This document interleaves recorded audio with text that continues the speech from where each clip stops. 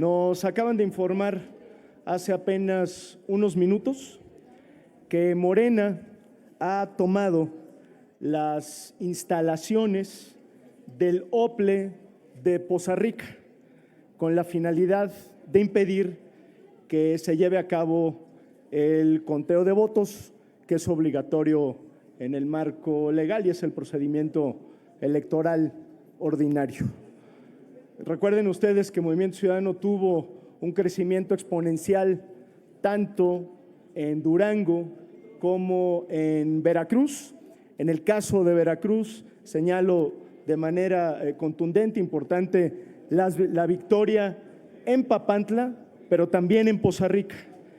Y Morena hoy se niega a reconocer el triunfo de Movimiento Ciudadano, y no solamente eso, sino que está impidiendo que el proceso electoral se lleve a cabo conforme a derecho.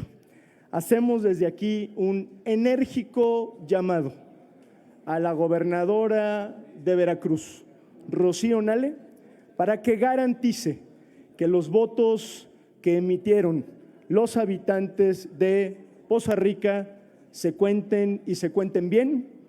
Pedimos garantías, por supuesto, para los integrantes, compañeras y compañeros de Movimiento Ciudadano en Poza Rica, pero también para que la autoridad electoral y las y los ciudadanos que han participado en este proceso puedan hacerlo en condiciones de seguridad y de libertad.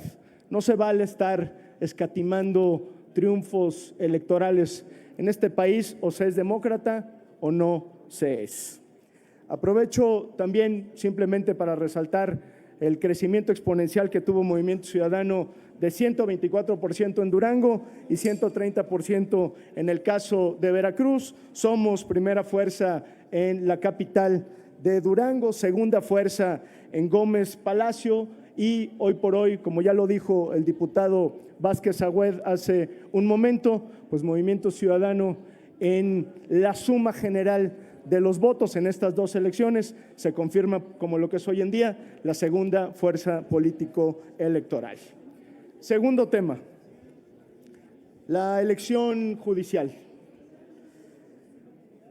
Empiezo diciendo que lo que ocurrió el domingo es francamente vergonzoso y profundamente peligroso. Déjenme simplemente ponerlo en este contexto. Lo que se supone significa o significaba el domingo era la culminación de la reforma más profunda al Estado mexicano desde el Constituyente del 17. No había y no hay en el papel una reforma de tal alcance en los últimos años en este país. De tal suerte que pretender hablar de éxito de una reforma y de una participación ciudadana pírrica, ínfima, para tratar de justificar una reforma, lo digo con mucho respeto para la Presidenta de la República, me parece un argumento infantil. Estamos hablando, repito, de la reforma más trascendental de la época moderna del Estado mexicano y segundo, de la renovación prácticamente total de uno de los tres poderes públicos de este país. Y decir que con esa participación, para no hablar de todo el proceso que ha implicado esta reforma judicial, plagado de irregularidades que quedarán ahí en el marco de la historia, nos parece de verdad que es una irresponsabilidad. ¿Qué esperaríamos nosotros del régimen en este momento?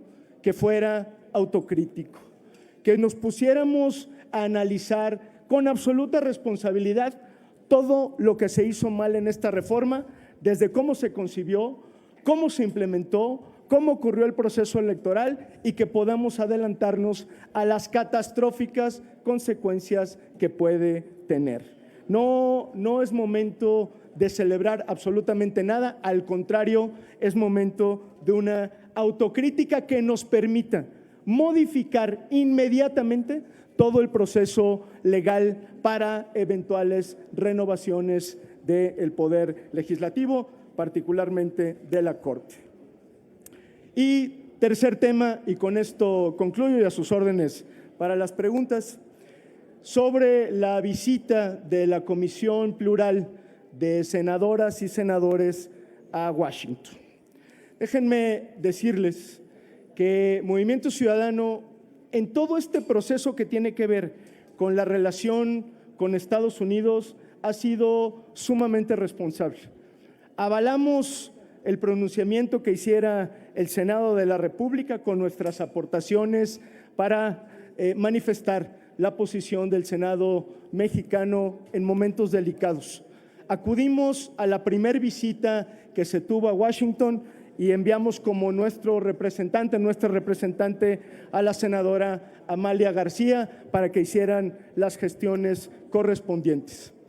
No minimizamos el esfuerzo que están haciendo nuestras compañeras y compañeros que han estado haciendo estas gestiones, pero sí nos parece que le hace falta mucha más seriedad, mucha más consistencia, mucho más diálogo interno a la construcción de una agenda interparlamentaria de diplomacia parlamentaria para tener un objetivo y para poder alcanzarlo. Les deseamos mucha suerte a quienes acudirán a Washington en estos días.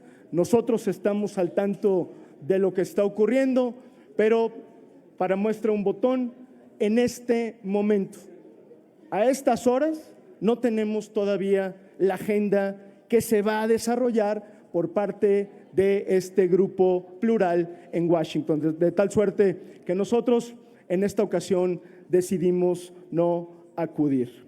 Vamos a seguir insistiendo, y con esto termino, en lo que planteamos nosotros, por cierto, y creo que es el momento de reiterarlo, desde el 27 de noviembre de 2024. Le dijimos a la Junta de Coordinación Política, urge una reunión interparlamentaria formal con el Senado norteamericano y el Congreso norteamericano y también con el canadiense, porque las visitas ocasionales de buena fe, incluso algunas de turismo legislativo, no van a conseguir los objetivos que estamos persiguiendo como país y como Estado, que es justamente tener una relación, digámoslo así, mucho más franca, mucho más horizontal, mucho más duradera, mucho más de respeto mutuo con nuestro vecino país del norte. Reiteramos la solicitud formal para que se inicien las gestiones correspondientes y poder llevar a cabo una reunión interparlamentaria con Estados Unidos. Por cierto, esta iniciativa que ha presentado Movimiento Ciudadano ha sido ya respaldada por prácticamente todos los grupos parlamentarios, exceptuando el oficialismo. Así es que es lo que tengo que compartir con ustedes y a sus órdenes para cualquier pregunta. Gracias, coordinador. Abrimos la ronda de preguntas con Verónica Macías, de El Heraldo Televisión. Buenas tardes, senador. Preguntarle, ¿Morena ha minimizado este uso de acordeones en la elección judicial, mientras que la oposición dice que van a impugnar pues la elección? ¿Usted considera que sí existen elementos para hacerla? Gracias.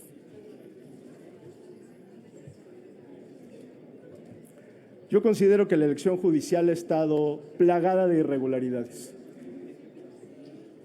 No voy a hablar de la manera en la que se generó esta reforma judicial, porque lo hemos discutido bastante, pero me parece que la jornada electoral del día domingo reprodujo los peores vicios del viejo régimen, del régimen que creíamos haber superado con esta etapa de transformación, subrayo las comillas, porque lo único que vimos fue un ejercicio de carácter clientelar, corporativo, de maquinarias electorales. Por cierto, bastante mermadas y con una falta de respeto a la inteligencia de las y los mexicanos. Desde luego que el uso del acordeón, pero además el uso indiscriminado del dinero público, la manera en la que sacaron a votar o obligaron a votar a los funcionarios públicos, el despilfarro de recursos, la falta de control en las campañas, del uso del dinero público, fue de verdad vergonzoso, es el calificativo que yo utilizaría. Nadie puede sentirse orgulloso del bochornoso espectáculo que vimos el domingo. ¿Se van a sumar a esta impugnación que hará el PRI? No por el momento. Nosotros vamos a platicar la dirigencia nacional el día de mañana. La propia dirigencia nacional establecerá su posición al respecto, pero me atreveré a decir que no, que en todo caso lo que vamos a hacer de inmediato es convocar a una discusión nacional sobre la propia reforma judicial para corregir de inmediato muchos de los temas que evidentemente no están funcionando y garantizar que en los próximos procesos podamos tener un poder judicial mucho más profesional. Por cierto, hay varios estados, entre otros Jalisco, que todavía no terminan su proceso de reforma judicial y me parece que lo que acaba de ocurrir el domingo y lo que ha ocurrido en las últimas semanas debe de servir de inspiración obligada para no cometer los mismos errores. Y finalmente, de mi parte, senador, preguntarle, hoy entran en vigor estos impuestos del 50% al acero y al aluminio. El secretario de Economía irá hasta el viernes a platicar. ¿No llega demasiado tarde? ¿No se hizo un buen trabajo por parte del gobierno de la presidenta Claudia Sheinbaum? Yo creo que el gobierno de la presidenta Sheinbaum, en términos generales, ha lidiado, ese es el término que utilizaría, adecuadamente con las locuras y las excentricidades del presidente de Estados Unidos, porque es, por supuesto, impredecible. Creo que el canciller tiene razón cuando habla de que esta en particular es una medida que no tiene futuro, porque Estados Unidos tiene un superávit en la relación comercial en el caso del acero y de Estados Unidos.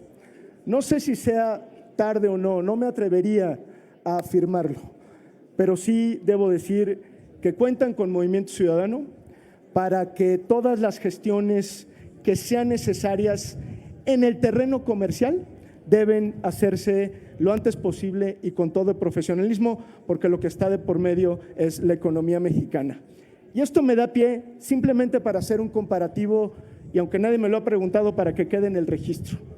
Hay una enorme diferencia entre la manera en la que el grupo plural de legisladores arma y procesa su visita a Washington que la manera en que la Comisión Interparlamentaria Mixta con la Unión Europea ha procesado la renovación y ratificación del acuerdo global. Son meses de trabajo apoyado por documentos técnicos, con reuniones de alto nivel, con objetivos claros, con diplomacia del gobierno y con diplomacia parlamentaria. Y ahí estamos a punto de conseguir un objetivo. La otra cosa, el otro tema, francamente necesita mucha más seriedad. Alfredo Flores, de News México. Gracias. Buenas tardes, ¿cómo está? Sobre los temas que acabo de tocar, el primero, este crecimiento que tuvieron en Durango y Veracruz, ¿se puede vaticinar que Movimiento Ciudadano será un protagonista importante y podrá ganar bastantes curules en la intermedia del 2027? Esa sería la primera. La segunda, sobre el tema judicial, el que se perfila como presidente de la Suprema Corte, pues del 100% de los votos gana con casi alrededor del 4%. ¿Es lógico tener tan baja puntuación para presidir algo tan importante? Y la tercera es, pues lo que está usted hablando de la toma de las instalaciones ahí en Veracruz, es una probadita de lo que nos va a esperar en el 27 si la oposición crece, o sea, incluyéndolos a ustedes. Es lo que nos esperaría con Morena en un eventual de que no empiece a reconocer victorias en ciertos lugares. Gracias. Empiezo por la parte electoral. Sin lugar a dudas, lo que vimos el domingo, tanto en Veracruz como en Durango, es un crecimiento exponencial del Movimiento Ciudadano. Ninguna otra fuerza política puede presumir un incremento del 125% respecto a los últimos procesos electorales. El crecimiento ha sido exponencial y confirma la posición de segundo lugar como fuerza electoral que hoy tiene Movimiento Ciudadano. Pudimos haber ganado más municipios en ambos estados, sin embargo, Morena pudo vencernos pues gracias a sus coaliciones, a la suma de votos con otros partidos políticos, pero en términos llanos, hoy Movimiento Ciudadano es la segunda fuerza política. Y por supuesto que para el 2027 lo que dicen las propias encuestas, los estudios de opinión, es que Movimiento Ciudadano será no solo la fuerza con más crecimiento, sino la que tendrá mayor expectativa de futuro para ir a una competencia distinta. Así es que sí, nos declaramos en una situación bastante optimista en términos de nuestra competencia electoral en los procesos electorales venideros. Y aprovecho para contestar la última pregunta en este sentido. Si Movimiento Ciudadano acredita no solamente con los números, sino con el respaldo popular que tiene todos los días, lo que le exigimos al régimen, con todas las de la ley, es que respete nuestros triunfos y reconozca sus derrotas. Movimiento Ciudadano no le ha regateado a Morena y a sus aliados cuando en condiciones de competencia han ganado un proceso electoral. Hemos reconocido, tienen el respaldo popular cuando así se ha logrado, pero exigimos de su parte lo mismo. No se puede ser demócrata ocasional, se es o no se es demócrata, y le exigimos a la presidenta de la República y a la gobernadora de Veracruz que respeten los resultados que obtuvo Movimiento Ciudadano, concretamente la victoria en Poza Rica, porque además en este momento está en peligro la integridad física de los funcionarios del OPLE. Y sobre el último punto, no tendría más argumento que lo que planteamos el otro día. A las personas que van a integrar la Corte y el resto del Poder Judicial, les vamos a exigir, siempre desde Movimiento Ciudadano, independencia y apego a la ley. Nada más, nada menos. Que se hagan responsables de la posición que van a ocupar y de lo que implica impartir justicia en este país. Nosotros ahí estaremos pendientes. Muchas gracias. Roberto Mendoza, de la Orquesta.mx. Senador, buenas tardes. Quisiera saber, bueno, más bien que me explicara, ¿cómo ustedes dicen que o usted está diciendo que son la segunda fuerza política actualmente? Ahorita son la sexta fuerza aquí en la Cámara de Senadores, la sexta en la Cámara de Diputados y fueron el tercer lugar en las elecciones pasadas. Digo, la que haya elecciones en Veracruz y Durango tienen su importancia, pero son dos estados de 32. O sea, es solo futurismo, ¿no? No, perdón que lo contradiga, pero no es futurismo. Si usted hace y recordamos lo que sucedió en el 2024, se dará cuenta que en términos de votos, Movimiento Ciudadano está subrepresentado, tanto en la Cámara de Diputados como en la Cámara de Senadores.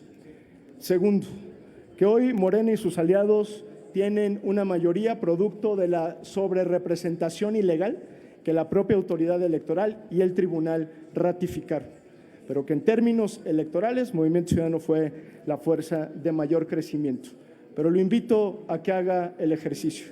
Si usted suma los votos de todas las fuerzas políticas que compitieron en la elección de Durango y de Veracruz, ciertamente son dos estados. Hoy Movimiento Ciudadano es la segunda fuerza política. No es interpretación, es aritmética pura.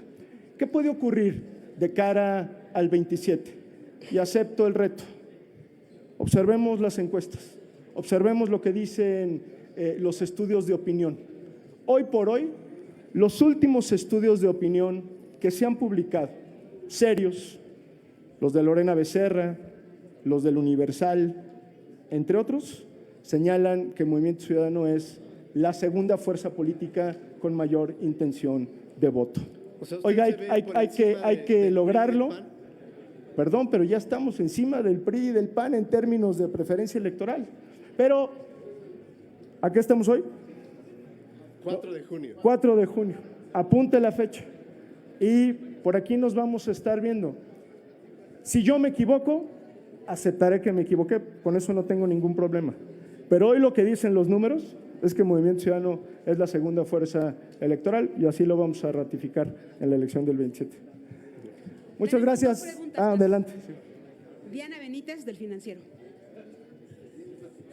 Buenas tardes, senador. Rápidamente, con lo que ya comentaba sobre esta comisión que va a Washington, ayer la senadora del PRI, Cristina Ruiz, decía que prácticamente los trabajos están siendo improvisados. ¿Están siendo qué, perdón? Improvisados, que por eso también el PRI no iba a asistir. No sé si coincide con esta visión. Y por otro lado, confirmar si la Cancillería sí invitó a todos los legisladores que participaron en la primera comisión, porque tampoco vimos a la senadora Amalia en el encuentro previo que hubo con el canciller. Gracias. Sí, hubo una gravísima omisión de la comunicación de la Cancillería y del Senado de la República, porque omitieron en el primer boletín el nombre de la senadora Amalia García, que iba, por supuesto, en la representación de esta comisión plural. Y no solamente fue, sino que participó activamente y, por cierto, lo sigue haciendo porque es una persona que tiene una relación muy estrecha con la comunidad mexicana que habita en Estados Unidos por su carácter de exgobernadora de Zacatecas. Efectivamente, me parece que a la comisión le hace falta, y a la Cancillería, porque hay un trabajo conjunto, un trabajo mucho más serio, mucho más organizado y estratégico. Aún así, nosotros no descalificamos el ejercicio, les deseamos mucha suerte, les decimos, estamos al pendiente y vamos a seguir siendo solidarios con todos los esfuerzos que se hagan para revertir medidas absurdas como lo del impuesto a las remesas. Y aprovecho para decir, tenemos tiempo para ello. Es decir, todavía tenemos aproximadamente un mes para tratar de que el proceso legislativo en Estados Unidos tenga otro resultado. Yo preferiría tomar un poco de tiempo, hacer las cosas con mayor rigor, de manera mucho más estratégica, organizada y coordinada para tratar de conseguir el objetivo y no estar, digamos, simplemente de manera ocasional reaccionando a agendas ocasionales que pueden tener las mejores intenciones, que pueden ser de buena fe, pero que lamentablemente no han sido hasta el momento efectivas. Finalmente le pregunta Araceli Rivera, del Financiero Bloomberg. Hola, coordinador. Tengo 3 preguntas rápidas. Ayer la Comisión de Quejas y Denuncias pues comentaba que entre los involucrados en la repartición de acordeones está el partido Movimiento Ciudadano, el gobernador de Nuevo León, así como funcionarios. Y a pesar que ya se deslindaron, esto no quiere decir que no los vayan a citar a comparecer. ¿Cuál es su opinión? Nosotros no somos tapadera de nadie. Si hay delitos electorales, deben de sancionarse, trátese de quien se trate. Yo confío en la integridad del gobernador de Nuevo León, pero si hay algún señalamiento, si hay alguna acusación, tiene que procesarse como lo que es un presunto delito electoral. La segunda pregunta es, bueno, los resultados ya están de la elección al Poder Judicial y quien se perfila para encabezar la Suprema Corte es el licenciado Mixteco y va a presidir la Corte por 2 años. Lenia Batres era quien estaba compitiendo y era quien buscaba presidir la Corte. ¿Qué opinión le merece de la llegada de un abogado de raíces mixtecas? No quisiera opinar de nadie en lo particular. Me parece que a todos, hombres y mujeres que llegan a la Corte, habrá que juzgarlos por su desempeño en el futuro. Tienen una responsabilidad enorme para impartir justicia en este país. Reconozco del currículum de quien aparentemente presidirá la Corte un desempeño notable, particularmente con las causas de los pueblos y las comunidades indígenas, y ojalá que eso esté por delante en el actuar de todas y todos los integrantes de la Corte.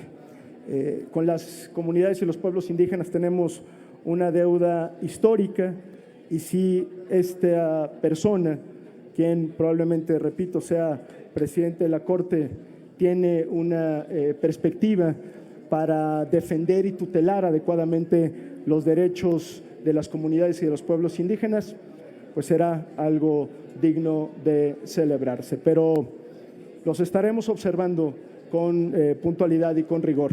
Al final del día, ellos están ahí para impartir justicia y ese es el parámetro con el que los tenemos que evaluar. Y mi última pregunta, ¿qué opinión le merece que están candidateando a la senadora Amalia García para la medalla Belisario Domínguez?